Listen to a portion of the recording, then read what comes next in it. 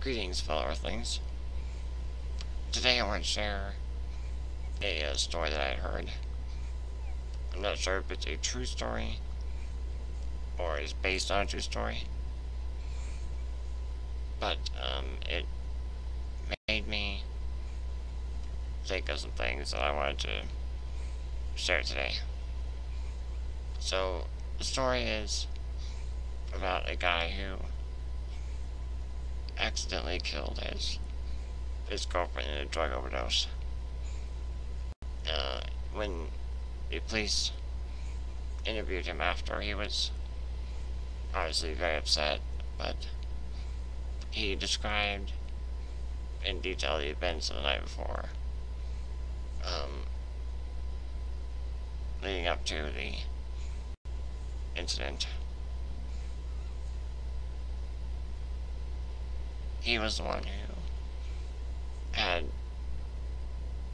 measured out the dosage, and he was the one who administered the drug to his girlfriend with a hypodermic needle. And one of the things that stuck out to me in the story is that the guy said that he had done it gently, and that was kind of a interesting thing for him to say. He wanted to describe how he had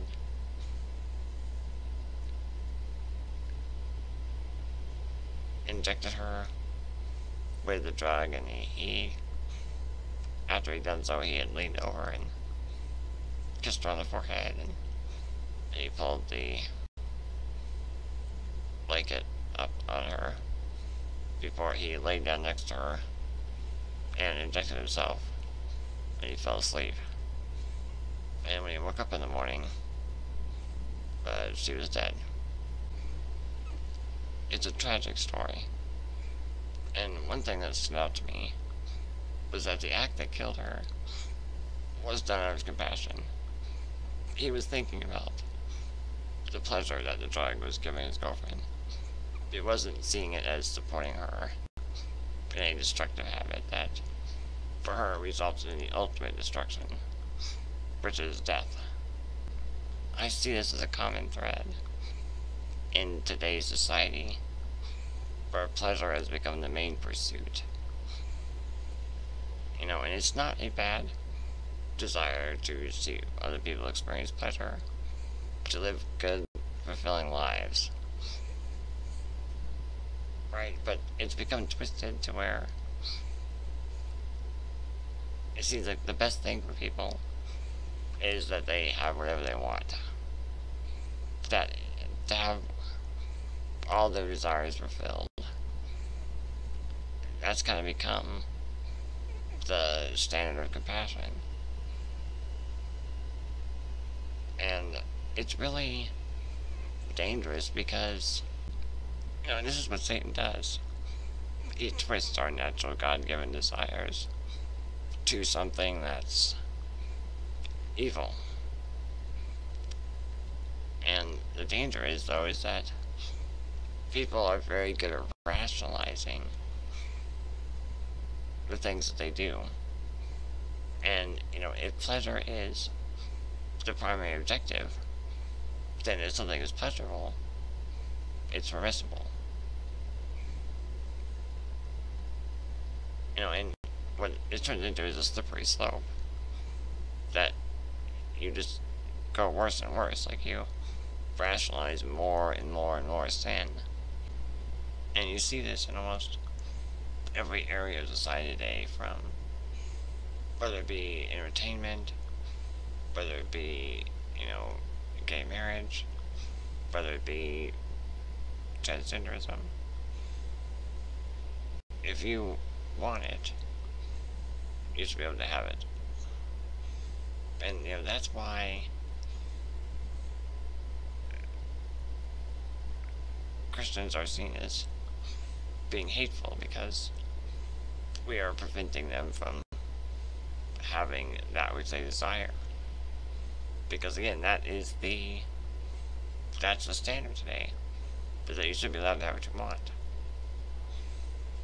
And this is where it really is This is really why the world hates us.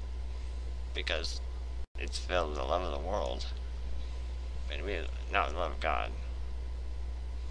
But this is why it is so important for us to make sure that we are loving the way God does, not the way the world does. That's not to say that pleasure is bad in itself, because God's the one who created pleasure. God has given us pleasures to enjoy, but with every pleasure, God has given us an avenue for that pleasure. But the issue is when you place pleasure above righteousness. Sin might be defined as choosing pleasure over righteousness. But we need to prioritize righteousness, pleasing God above our own desires. This is where the gospel comes in. It's the power to forgive and to empower us to overcome our sinful desires and to instead pursue God and the desires of God and ultimately enjoy the pleasures at God's right hand. It seems today people are running as far away from God as they can get. But despite that, God still desires to reconcile them to himself. And in that regard, God has given us the ministry of reconciliation, though you might call the lost to a God they're not even looking for. I'd like to close with a reading from 2 Corinthians chapter 5, verse 20 and 21. Now then, we are ambassadors for Christ, as though God were pleading through us.